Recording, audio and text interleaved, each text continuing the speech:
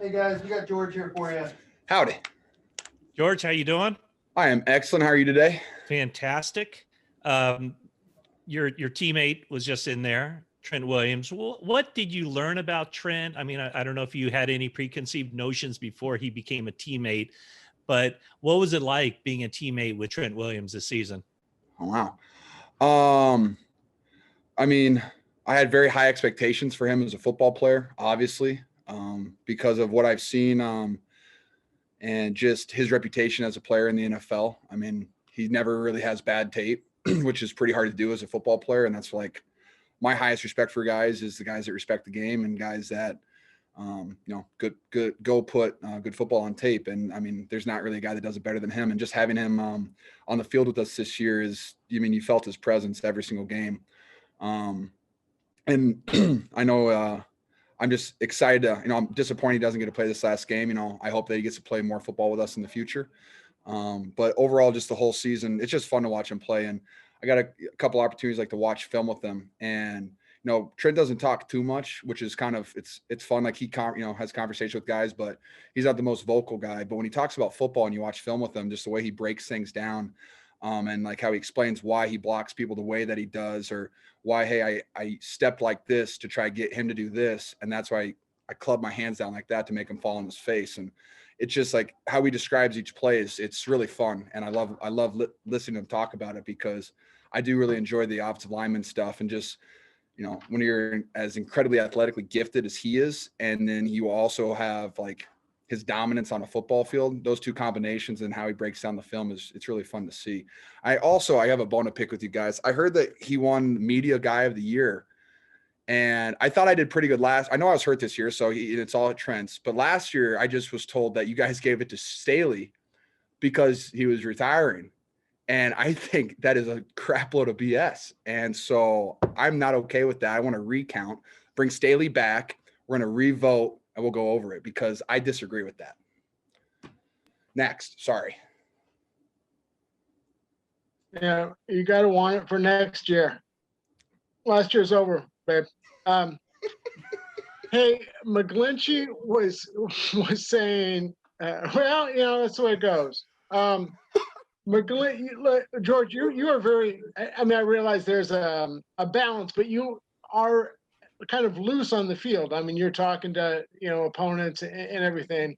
Not that you're not serious, but I asked this as a long windup because Mike McGlinchey was just talking about he wants to be perfect, and kind of indicated he can get sometimes in his own head and press and stress and let one bad play affect him. Was that ever an issue with you? Is it a process? And is that something you can help him with? I mean, it was a huge issue for me in college. It's a reason that, I worked with a sports psychologist going into my senior year, really most of my senior year. And, one of the biggest takeaways I had from that was, I had an issue with, I was always great in the run game, but pass plays, I'd always get in my own head about like, hey, I have to run the perfect route. I have to catch the ball at a perfect thing. I got to run, I got to do all this stuff. And when you think 10 thoughts before the snap, you're going to suck usually. And so my big thing was in college, I would draw a big red button on my wrist tape, and it was basically a reset button. Every single play, whether it was good or bad, I'd slap the reset button. And, there are times obviously like, if I had a good play in the run game, I'd just kind of let it roll and keep going. But if I was ever too excited, or if I was ever too down on myself, I'd hit the reset button, and, that's all it was for me. And, it's kind of a reason I have my Joker tat and I have my Master Chief tat on my arms, is because it's kind of a reset button for me, but it's also kind of a channeling, of energy type of thing. And so, I mean, a lot of it's mental. Football is, like I always say, I think it's 90% in your head and it's 10% of your physical attributes. And if you can't handle the mental side of it, the physical side doesn't even matter because you can't go out and play football. So, I try to help, if guys ask me, I try to help them the best as I can. And I think Mike's being nice. He's talking to you guys a lot and give you information, but I think Mike's a hell of a football player, and I'm not worried about him at all. I know it's different because, Joe Staley on the opposite side is, losing him it has to be a difference because it's a big difference for me as well in the huddle and on the offensive line. And, I don't even know what the relationship is like when you're in the offensive line. Those five guys have to work together every single day, and their communication, how they work off each other. So I know that was kind of a big thing for Mike to, lose Joe Staley, who was also an idol of his, an idol of mine as well. So, But Mike's figuring it out, and I think he's playing at a very high level. He's dominating the run game, and I love to see that. And I'm just happy that I get to play football with him again. I get a chance these last 2 games.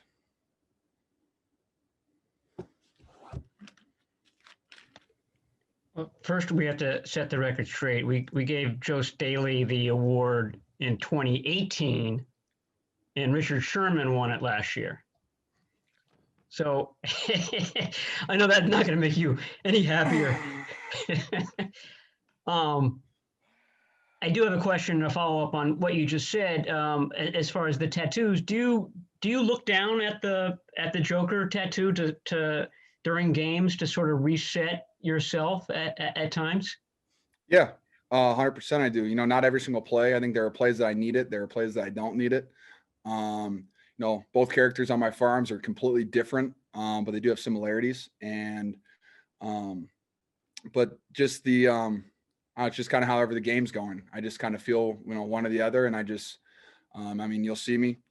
Perfect example, before the Saints 4th and 2 play, before I motioned over, slap the forearm, kind of gets me in the right mindset. Hey, just let it loose, attack it, have fun, have some chaos out there. And it's, I've done a lot. I did it against the Rams, 4th and 3. When it's a high stakes thing, it's kind of what I do, whether I'm getting the ball or not, it just allows me to refocus and recenter myself.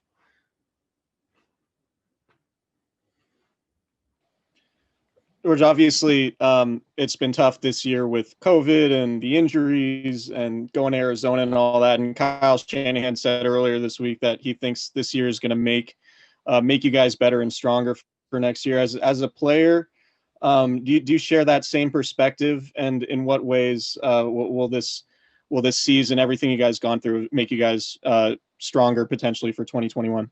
Well, other than the fact that I'm pretty sure you ran out of questions on your podcast 3 weeks ago, so I don't know how you keep getting questions asked, but I will answer this one for you. I think for sure I think we will be a better team, and I don't know what the reasons were that Kyle said, but one of my biggest takeaways from this is because of the injuries that we had guys that were allowed to step up, and obviously, like I've said before, it's hard to replace Richard Sherman on a daily basis. It's hard to replace Nick Bosa on a daily basis.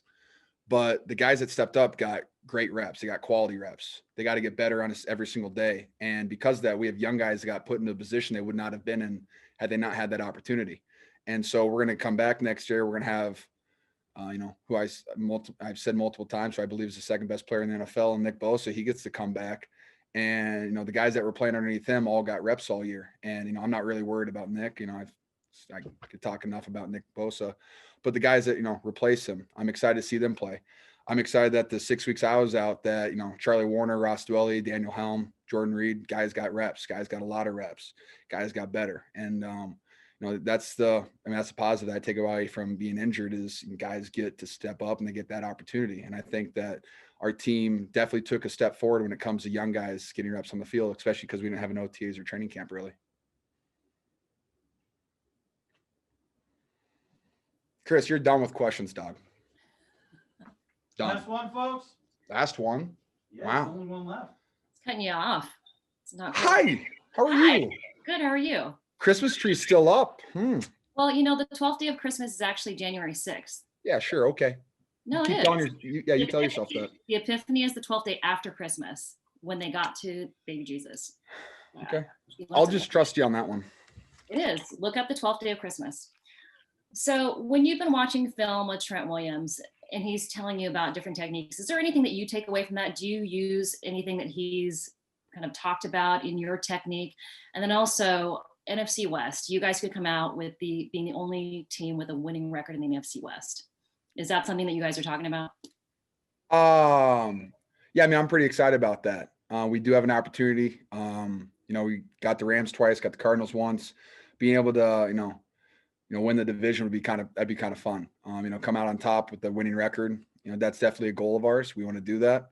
And I know that's not going to be some easy feat because I know the Seahawks are going for that 1 seed. And so I think it's going to be a hell of a game. You're going to get 2 teams that are fired up and ready to play. On the Trent Williams note, I I could try to take some of the things that he does, but he is so gifted that I don't know if I can really do all that stuff.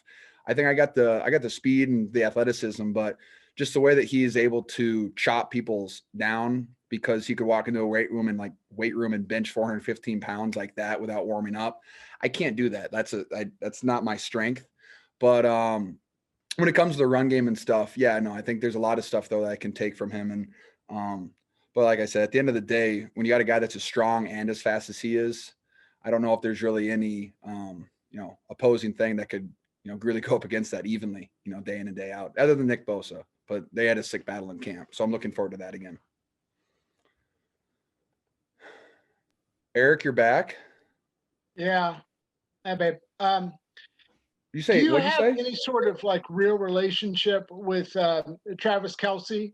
I mean, have you like developed any sort of kinship? And if so, did you reach out to him after he broke your record, and your thoughts on him breaking your record? Yeah, no, me and Travis, we stay in contact probably once a week, maybe every other week, but we have for probably the last 2 years, just hyping each other up, trying to get each other, to have good games. No, I mean, I'm so happy that Travis is playing the way that he is. Like I said multiple times, like I looked up to Travis Kelce when I was in college. I still look up to Travis Kelce now. He is this entire year, he has raised the bar, of the tight end. And, what they can do, especially receiving wise. I mean, he's a couple, 50, 60 yards away from leading the NFL in receiving yards for the first time ever by a tight end. I mean, that's awesome. And, every time that he does something great, or, Darren Waller does something great, or tight ends play at a high level, it just elevates the bar for tight ends and it raises the standard for tight ends. And, I think I've said multiple times that I think the tight end position is one of the hardest positions to play on a football field because of all the different things that is required of you, every single play, whether it's pass pro, run game, running a route on man, finding a spot in zone, catching the ball, or yak, all the things that you have to do. You do all those things at a high level. And I think Travis has been doing all those things at such a high level all year. And he's been doing it, 6 years in a row, over 1,000 yards. It's absolutely incredible. And he's missed, other than his rookie season, I don't know if he's missed a single game. And so, like I said, he's raised the bar, he's raised the standard. And, if guys don't, compete with that, then he's just going to run away with it. And so it's really fun to watch a tight end like that succeed at such a high level and play at such a high level, week in and week out. I mean, he's one of my favorite players in the NFL to watch. And I think, honestly, he should really be up for Offensive Player of the Year because of the things that he's doing as a tight end. It's actually amazing. So this has been a great year. I'm happy that he broke my record because it gives me something else to go after again next year. That's what I'm looking forward to. And, I think he's going to continue to break records. He's going to continue to set the bar and just give someone else, it gives, all of us other tight ends something else to chase. All right. Thanks, George. Thanks, folks. See you guys.